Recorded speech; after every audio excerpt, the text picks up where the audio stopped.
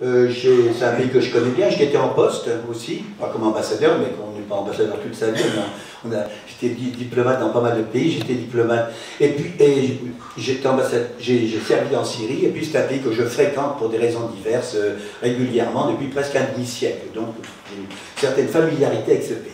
Je suis arabisant, j'ai appris l'arabe. J'étais en poste, je précise, j'étais en poste en Syrie, en Égypte, j'étais en poste en Arabie Saoudite, au Yémen, j'étais en poste en Mauritanie, au Soudan, au Zimbabwe, au Côte d'Ivoire, au Tchad, au Brésil. J'ai vécu 2 fois au Brésil. Et j'étais en plus, j'étais diplomate avec une variété de postes dans tous ces pays.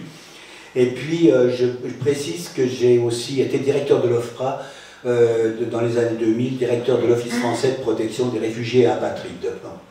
Ça n'est pas un conflit régional ou local seulement, comme certains l'ont dit, encore moins un conflit interne entre Bachar el-Assad, ce tyran, ce massacreur, etc., etc., et puis une opposition qui est démocratique, qui est si gentille et si mignonne. Ça n'est pas vrai du tout, on le saurait, les Syriens savent bien que ça n'est pas vrai, c'est pour ça que les Syriens, je le précise tout d'abord, parce que c'est pas ce qu'on pense ici, c'est parce que l'on nous apprend dans nos médias, dans notre télévision, par le biais de nos intellectuels, de nos hommes politiques, c'est pas ce qu'ils disent. Ils disent qu'il y a un méchant dictateur qui est allié et détesté par son peuple, qui n'aurait qu'un rêve de le renverser. Ça n'est pas vrai du tout. Si vous alliez en Syrie, vous verriez immédiatement que ça n'est pas vrai, et que l'armée syrienne est accueillie comme libératrice, non pas comme une armée occupante, quand il libère un pays, que les gens, quand ils peuvent voter avec leurs pieds, ils quittent les villes qui sont tenues par l'opposition armée et les terroristes pour courir se réfugier dans les zones gouvernementales. Ils votent avec leurs pieds et c'est à sens unique, il n'y a pas de double mouvement, il n'y a pas de fil, il y a un sens unique. Ensuite, il y a eu des consultations électorales qui ne sont pas forcément truquées. D'ailleurs, Bachar el-Assad a été réélu président avec 65% des voix, qui n'est pas un score brejnevien non plus. Et on dirait qu'il a une popularité, s'il y avait des élections libres, honnêtes, transparentes, sous contrôle même international, et avec des observateurs qui observent vraiment, je pense que tout le monde dit que Bachar el-Assad obtiendrait 65-70% des voix, voire plus si affinité. Et ça ne serait pas truqué du tout, hein, qu'il serait réélu. D'ailleurs, c'est pour ça que longtemps, tous les gens ont échappé, ont refusé qu'il y ait un processus d'élection. Les amis, le groupe des amis de la Syrie, c'est-à-dire ses ennemis, avec l'humour diplomatique de notre temps, je pense que si c'est pour ça que les Nations Unies et tant de pays, les pays occidentaux notamment, ont tant répugné à ce qu'il y ait un processus électoral en Syrie, c'était parce qu'ils savaient, d'après les sondages d'opinion, y compris ceux qui étaient montés par la CIA, que Bachar el-Assad était très populaire et que sa cote de popularité était en moyenne entre 70 et 80%. Donc ils ne voulaient pas courir ce risque d'être démentis, que toute leur propagande soit démentie par les faits. Alors, voilà. Je vais donc... il y a beaucoup de problématiques, je suis sûr que je vais en oublier beaucoup, donc je compte sur vos questions pour permettre de rattraper mes oublis. Alors, je vais vous parler d'abord de la guerre vue d'ici, ça a déjà été abordé. Autrement dit, quelle idée on a de la guerre de Syrie? C'est un peu ce que je viens de vous dire. C'est-à-dire, la guerre, elle est partie en 2011. Enfin, on dit que les guerres de Syrie, comme je les appelle, ce ne sont pas les guerres de l'Antiquité, du Moyen-Âge ou du siècle dernier, c'est les guerres qui ont lieu maintenant en Syrie. J'en ai dénombré 13, 14 ou 15 au choix, qu'on peut, de formats divers, mais qui coexistent, qui ont toutes lieu en Syrie, qui sont imbriquées les unes dans les autres, avec des formats variables, des belligérants et des acteurs variables, mais qui impliquent au total, c'est vrai, entre 100 et 120 pays de la communauté internationale, c'est-à-dire plus de la moitié du système des Nations Unies. Alors, pour le meilleur et pour le pire, il y a quelques pays qui ont été alliés de la Syrie. Il y a le gigantesque groupe des Amis de la Syrie qui, à un moment donné, en 2012, décembre 2012, a rassemblé jusqu'à 114 pays, c'est-à-dire presque 120, et qui s'était assemblé à Marrakech. C'était tous les ennemis de la Syrie. Alors, il y avait les grands et les petits.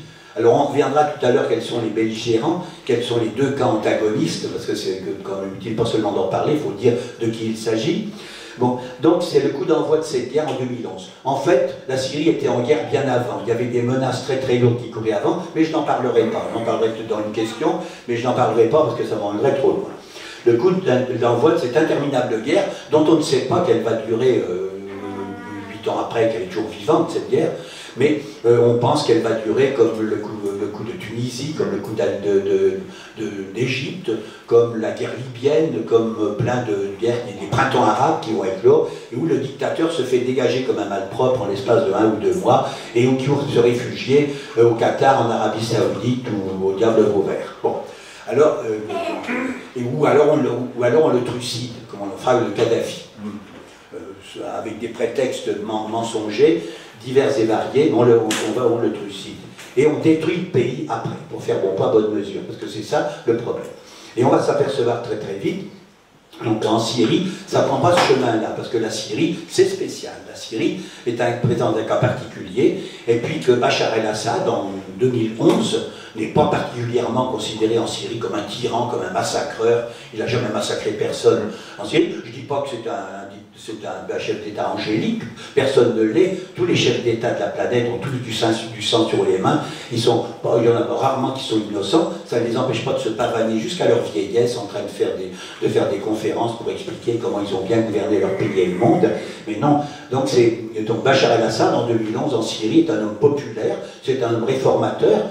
Il n'était pas destiné à ça, il était ophtalmologue, hein, il travaillait à Londres, et c'est un peu par hasard qu'il devient, parce qu'il est le fils de son père, évidemment c'est le système syrien, mais il est très populaire, notamment auprès de la jeunesse, auprès des classes, la classe moyenne, auprès des citadins, etc.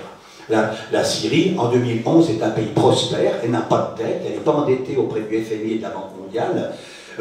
Elle a des services sociaux qui sont performants, elle a une économie qui se diversifie en industrie, en agriculture, bon, elle a un système éducatif qui est gratuit totalement et de qualité, qui fournit des tas de cas, pas seulement à l'école primaire et secondaire, mais à l'université, dans certaines disciplines notamment, qui alimente aussi malheureusement une émigration importante. Donc, par exemple, je pense que si on notait les médecins syriens de la médecine française, je pense qu'il y a des spécialités entières qui seraient décimées. Tous les médecins français le diront, ne touchez pas aux médecins syriens. Parce que ce sont des médecins qui ont été formés en Syrie, puis après qu'on faut compléter des études ici, mais qui sont très recherchés, et il y a des pans entiers de médecine, de spécialités qui sont tenus par les Syriens dans les hôpitaux français, tant à Paris qu'en province, etc. C'est bien reconnu, et les médecins sont les premiers à le reconnaître. La pensée néoconservatrice, couramment appelée en Amérique comme le degré zéro de la pensée politique, qui règne en maîtresse depuis au moins 1990, la chute de l'URSS, mais en fait, je vais vous dire, son historique, c'est un petit peu avant qu'elle est née, elle a un parcours tout à fait spécifique, et vous y retrouverez des parcours français, et donc ce pouvoir néoconservateur qui va investir ce que l'on appelle l'état profond. L'état profond, ce sont toutes les élites, dans tous les domaines de la pensée, de l'action, de l'économie, des finances, de la religion, du droit, de l'enseignement, de la justice, etc., des militaires, les barbouzes, les services de renseignement, les partis politiques. C'est ça, l'état profond néoconservateur en Amérique. Et la France, qui imite toujours l'Amérique avec 25 ans de retard, eh bien bingo, donc elle va imiter l'Amérique. L'état néoconservateur, les néoconservateurs vont investir la France en commençant timidement au temps de Mitterrand, ou le deuxième mandat en 1990-91, c'est la chute de l'Union soviétique, et donner leur pleine mesure jusqu'en 2000, 2005-2010, et quand on arrive à 2011, l'État néoconservateur est au pouvoir en France, il est au pouvoir à l'Élysée, il est en pouvoir à Matignon, il est en pouvoir au Quai d'Orsay, et dans tous les rouages de l'État, dans les médias, par le biais de tous ces journalistes, ces patrons de presse qui régent les médias, les télévisions officielles, et qui imposent une omerta, une doxa officielle, et une omerta pour toutes les voix discordantes et qui empêchent qu'une autre version que la leur passe, soit diffusée auprès du public. Alors ainsi, donc dans le paysage audiovisuel, intellectuel et politique, va naître, comme par enchantement, un fond sans faille qui veillera à rendre inaudibles les contestataires de la narrative officielle. Donc Bachar est un tyran, Bachar est un criminel, Bachar est responsable de tous les malheurs de la Syrie, et donc il va partir, il faut le faire partir. Et on va présenter le conflit syrien, ni plus ni moins que comme un conflit intérieur entre un dictateur et son opposition démocratique et vraiment angélique, et puis comme un printemps arabe en quelque sorte, hein, mais une ressucée d'un printemps arabe, mais c'est tout. Jamais on ne cherchera à voir plus loin de ce que c'est. Alors, comme un épisode des printemps arabes dans la lignée de ceux notamment de Tunis, du Caire, du Yémen et de Libye par exemple. Alors,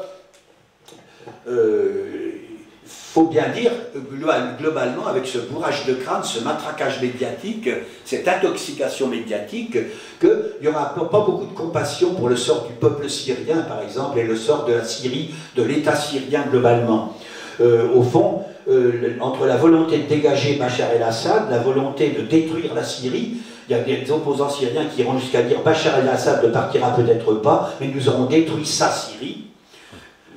C'était un opposant démocrate modéré qui disait ça, et la volonté de tuer, des Saoudiens disaient nous sommes prêts à sacrifier, à tuer les 2 tiers de la population syrienne, si c'est pour sauver, pour l'amour de Dieu évidemment, le dernier tiers.